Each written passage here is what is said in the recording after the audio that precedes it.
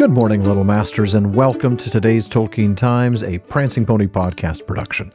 I'm the Man of the West. Thank you for joining me as I head back into the rich poetry found in Tolkien's epic poem, The Lay of Lúthien.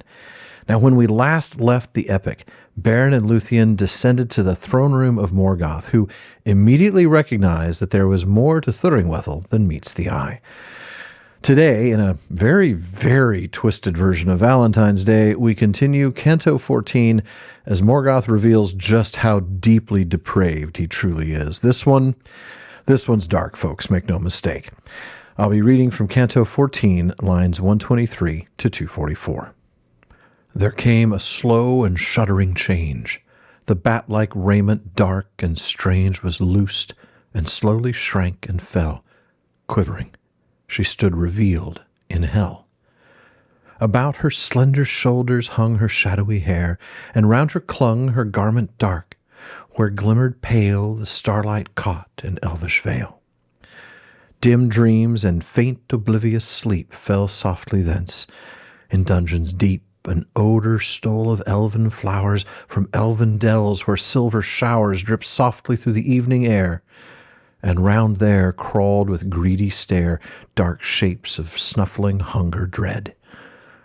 With arms upraised and drooping head, then softly she began to sing a theme of sleep and slumbering, wandering, woven with deeper spell than songs wherewith in ancient dell Melian did once the twilight fill, profound and fathomless and still.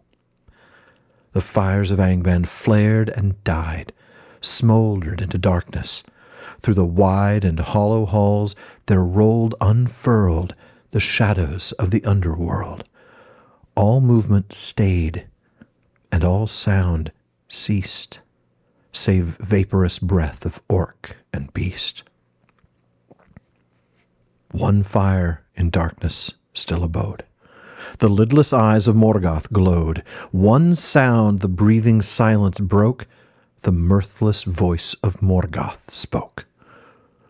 So Lúthien, a liar like all elves and men. Yet welcome to my hall. I have a use for every thrall. What news of Thingol in his hole, shy lurking like a timid vole?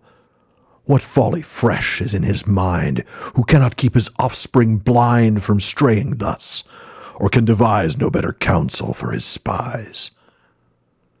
She wavered, and she stayed her song. The road, she said, was wild and long, but Thingol sent me not, nor knows what way his rebellious daughter goes. Yet every road and path will lead northward at last, and here of need I trembling come with humble brow, and here before thy throne I bow. For Lúthien hath many arts for solace sweet of kingly hearts. And here of need thou shalt remain now, Lúthien, in joy or pain, the fitting doom for all, for rebel thief and upstart thrall. Why should ye not in our fate share of woe and travail? Or should I spare to slender limb and body frail breaking torment? Of what avail here dost thou deem thy babbling song and foolish laughter? Minstrels strong are at my call, yet I will give a respite brief, a while to live, a little while, though purchased dear, to Lúthien the fair and clear. A pretty toy for idle hour. In slothful gardens many a flower like thee the amorous gods are used honey sweet to kiss, and cast then bruised, their fragrance loosing under feet. But here we seldom find such sweet, amid our labors long and hard, from godlike idleness debarred. And who would not taste the honey sweet, lying to lips, or crush with feet the soft, cool tissue of pale flowers, easing like gods the dragging hours. Ah, curse the gods, O hunger dire, O blinding thirst's unending fire. One moment shall ye cease, and slake your sting with morsel I here take. In his eyes the fire to flame was fanned, and forth he stretched his brazen hand.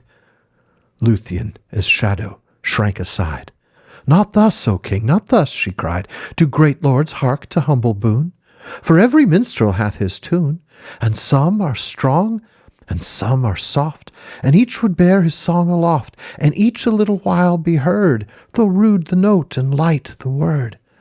But Lúthien hath cunning arts, for solace sweet of kingly hearts. Now hearken. And her song she brought then softly up, and swift as thought slipped from his grasp, and wheeling round, fluttering before his eyes, she wound a heart-enthralling dance. She sang, and ever clear the echoes rang, and beauty filled from wall to wall that great and vast and darkling hall. Enchanting was her song, and soft the melody she bore aloft, and Morgoth's thought dwelt on her rare, enthralling beauty, frail and fair. She slipped from sight. In shadows long began anew a striking song, profound, of such surpassing power, he listened perforce, and in that hour that fairest maid of Elveness obscured his sight. Its loveliness beguiled great Morgoth. Light she caught, her wings then deftly up and sought the vaulted shadows. Veiled she sped above his iron-crowned head, and as her song was sung anew, it soft came dropping like a dew, down from on high in that domed hall, her voice bewildering magical, and grew to silver murmuring streams, pale falling in dark pools in dreams. Wow. Just really hard to read some of that. We began with Lúthien revealing her true identity, right? Shaking off the raiment of Thuringwethel and showing herself as Lúthien, the daughter of King Thingol. And even in this darkest of places, the starlight caught in her veil is glimmering, and the fragrance of elven flowers works its way through this awful hall.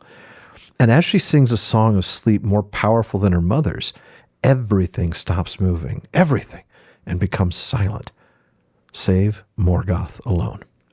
And after a brief exchange about whether Thingol has sent her, Morgoth makes his objective painfully clear. He will let her live a while longer, but only as the victim of his lust-filled violence. Now, I can't imagine Beren is awake right now. This spell that has put everybody else to sleep except for Morgoth likely includes him in its impact, and that's a good thing. I rather think he'd have intervened somehow in an effort to protect Lúthien, but she proves to be more than capable of protecting herself, slipping out of the reach of Morgoth before beginning to dance. The bravery of this woman. She knows full well what he intends to do to her, and yet she uses his desire against him. Morgoth's thought dwelt on her rare, enthralling beauty, and now he listens involuntarily. He has no choice. That's what perforce means. The loveliness of the fairest maid of Elveness has beguiled the great Morgoth. And it's all a setup, as we'll see next week. For now, though, folks, that is it for today's First Stage Friday, but come back next week as Morgoth takes a nap.